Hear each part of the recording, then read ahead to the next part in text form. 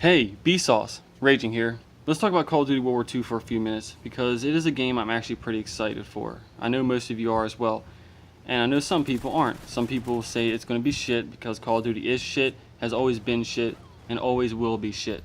Why these people still play Call of Duty is far beyond me, but let's just get right into it. So, Sledgehammer said that there's going to be a headquarters mode in World War II, and if you've been living under a rock, it's basically where you can go to prestige, and it's like a little mini ceremony where people see you prestiging. They can check out your gear, you can edit your loadout, you can go to the firing range and test out weapons or score streaks. There's a 1v1 pit, you can open up crates in this place, all this stuff. And that's really good, and that's really interesting. It's new, it's different, it's unique, whatever.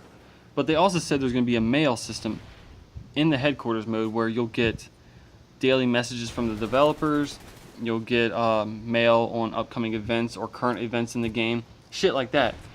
And you can also send mail from player to player. Now what doesn't make sense to me is we have consoles we can communicate with. We don't need a mail system in the game to communicate between each other, unless they really expect people to dive in deep into this immersive experience and pretend that they're sending mail to each other or something. I don't know. We don't know. We just know there's a mail system in the game. I think it would be an incredibly missed opportunity if they decide to not let us trade the variants that we don't want with other players who want these variants that we get and we don't want. You know what I mean? I think it would be an excellent addition to Call of Duty, where if you get a rare variant and you just don't want it, don't need it, you can give it to somebody who does want it or need it, and they'll trade you keys or another variant that you do want, shit like that. That would be an amazing feature in this game, and something that we've been wanting for a long time. Ever since supply drops have been in Call of Duty, people have been wanting an in-game marketplace to sell these weapons or variants for whatever the hell you desire. That would be an incredible thing to put in this game, and I think that would help a lot of people feel less like they're being cheated at from, the in-game shit, whether it be weapons, variants, camos, etc. That would be amazing, and let me know what you guys think about that down below, if you guys think that would be a good idea or not. Nobody said anything about it, but I feel like it makes sense that that's why there's a mail system in the game.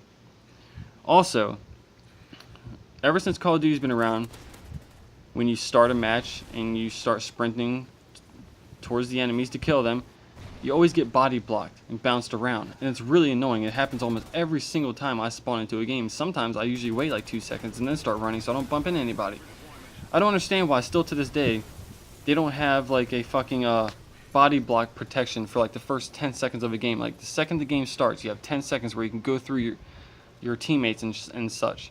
It doesn't have to happen every time you spawn in. That wouldn't be good. I'm saying when the game, a fresh new game starts, we should be able to not have body blocking. We should be able to be transparent for like 10 seconds. That would be something I would like to see too, and I'm sure you guys would too. Body blocking is fucking annoying. Another thing, and it sort of terrifies me, is they say they're keeping this game historically accurate. They've already added females into the game, which isn't historically accurate. I don't care. I'd rather look at women all day than men. It's annoying that Infinite Warfare doesn't have any female characters. It's fucking annoying, but what are you going to do? So that kind of makes me think that shortly after this game's released, they're going to start adding some ridiculous camos, like pot leaf camos and neon pink camos and Hello Kitty camos, all this dumb shit. We know right now that when the game is first playable, right when everybody can actually play it and get into a game, when it's released or whatever, we know it's going to be historically accurate then. Nobody knows what they're going to do to the game afterwards. They can do whatever the fuck they want. They can add all these stupid camos and ridiculous character models. They can do whatever the hell they want. I'm just hoping that they don't do that.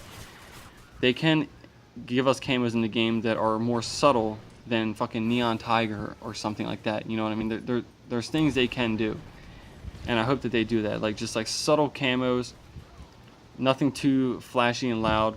Because I would really be upset if we're playing World War II and somebody's allowed to kill you with a bright pink Hello Kitty gun with pot leaves all over it. That would just be incredibly unsettling and pretty fucking stupid, if you ask me. But let me know what you guys think about that. Do you think they're going to add some ridiculous camos and character models? Their history in the past would lead us to think that that's what they're going to do. And finally, let's talk about this Nazi zombies rather, mode in Infinite Warfare. The guys at Sledgehammer are notorious for Dead Space. It's an incredibly good franchise that mixes horror, action, adventure. It's amazing.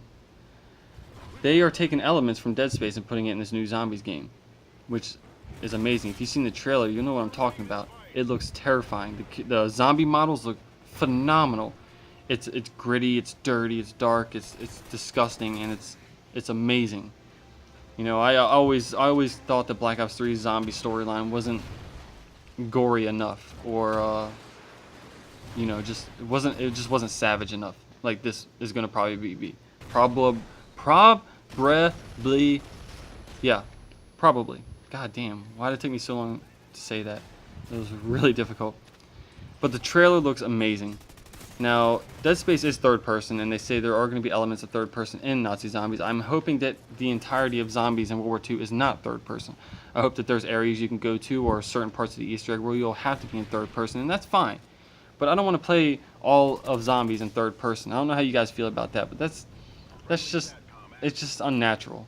Now, I am keeping an open mind. I hope you guys do too, that if it is for some reason third person throughout the entirety of Zombies, maybe it works. Maybe it's good. Sledgehammer does have a different style than Infinity Ward and Treyarch do when it comes to games, especially Call of Duty.